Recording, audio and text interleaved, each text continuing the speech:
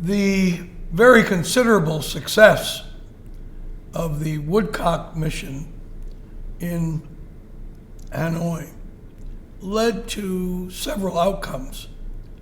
The first was that Leonard Woodcock was recognized as a significant diplomatic player, and as a result, his assignment to be nominated as ambassador to Belgium was withdrawn, and he was nominated to head the U.S. liaison office with China.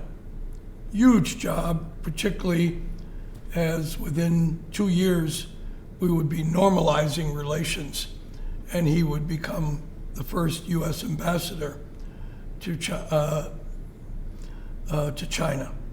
So, big bump for him. The second is that the success of those discussions that were not diplomatic negotiations led to diplomatic negotiations, which would take place in Paris, and on which the U.S. side would be led by Assistant Secretary Richard Holbrooke. So we geared up to head to Paris. Oh, yeah, I was excited about this opportunity. I'd never really spent time in Paris, and Holbrooke had been there before and sort of knew his way around. It was going to be a great experience. So we show up, and our delegation stays at the Hotel Crillon, which is where the peace agreement ending the Revolutionary War was signed, and where people like Benjamin Franklin and others stayed in the 1770s and 1780s. So it was an old hotel, kind of fallen on hard times. It's been spruced up a lot since then. It was a little rundown, but still redolent of history. We're there, and we're going to have negotiations with the Vietnamese, and we would alternate between one session at the American Embassy, one session at the Vietnamese Embassy. So we go there, and as I'm there at the table, we've got now other individuals from the East Asia Bureau throughout the State Department. We've got some Defense Department representatives. This is a real diplomatic array of individuals. I'm there again as the top Vietnamese speaker in the group, and we're having discussions with Vice Foreign Minister Phang Hien, the guy the official who's always the American handler. So we're there, and the talks are going on. Holbrooke's got some instructions, and the idea is to try to take some steps. What can we do to build relationship for the Vietnamese, for the North Vietnamese? They're looking for aid. They want money, they want reparations. On our side, we want accounting for POW MIAs. We want people who are on our side in Vietnam and who are all trapped there and who are in prisons, and to be treated with some leniency, given the opportunity to leave. So there's sort of human rights considerations, and these are talked about at the table. And during these formal negotiations, each side would read its prepared lists of points that wanted to make. And the opening session would be like that, and then you'd come back the next day and have another working session where you got into more details about the issue that each side had. We'd be saying, there's still 2,500 unaccounted for, not fully accounted for American military people. They'd be saying, all the destruction from your bombs, all the mines that remain in the ground, you need to give us aid. They wouldn't call it reparations, but that's kind of the way it was certainly taken in this.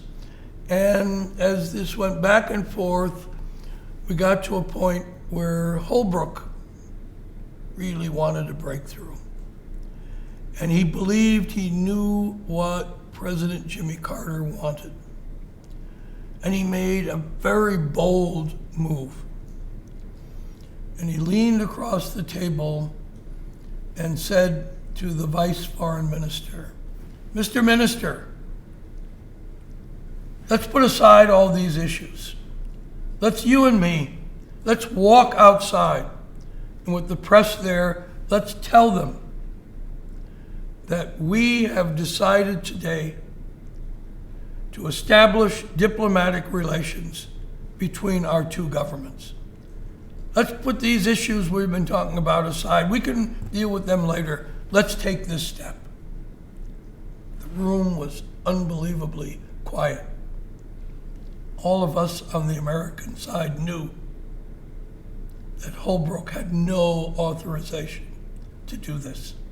He was winging it. He was making this bold move to create a situation where if it happened, it would be done. There'd be no reversing it. And he felt he knew what the president wanted. But normally, you have to have a written instruction. There's agreement. The president, the national security advisor, the secretary of state, they all would sign off on it. There was none of that. There's this moment. Everything's quiet. Holbrooke's made a statement. And we're all waiting to see what Vice Foreign Minister Phang Hien said. And you see Phang Hien was startled. He didn't expect this. And he was sort of set back. And he didn't say anything for a while. And what seemed an incredibly long time, finally, in a very soft, almost sotto voce voice, he leans forward and says, "Not without aid." He couldn't do it without money on the table. He couldn't do it. His instructions didn't allow him to do it. He broke Dick Holbrooke's diplomatic heart. There'd be a variety of reasons the negotiations would stall, and it would be another almost 20 years before the breakthrough could be made and diplomatic relations established. It was an incredible gamble. Didn't work, but it was amazing drama.